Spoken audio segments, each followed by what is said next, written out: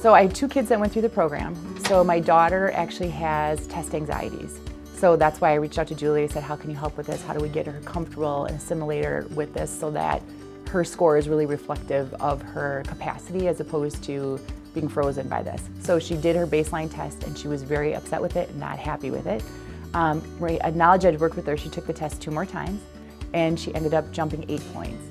It allowed her to showcase the other parts of her that were really strong, and that number didn't really label her, but it gave her an opportunity. For my son, I was happy for him because it let him go really outside of the state. He had a high baseline and was striving. He had a number in his head that he wanted. So he went through one course with David and jumped 3 points, and that put him in the threshold where he got the most merit money. So I think really it's a successful program, and by my definition, not as in a higher number, but a confidence level. They make them comfortable with the process, with the test.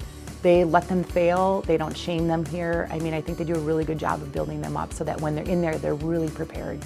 I tried to stay out of that a little bit. I wanted them to own this process. But because of that, and they saw their wins on their own, I didn't have to nag them, which is phenomenal because nagging teenagers is a part of the DNA. And I was really glad to not have to do that. So we talk about how I said, listen, you should really consider Knowledge Edge, and here's why. The average jump is about 3 to 4 points, and that is the difference between getting into the college that you want to get into or opening a door for merit money or other kinds of scholarship that would not have been there before.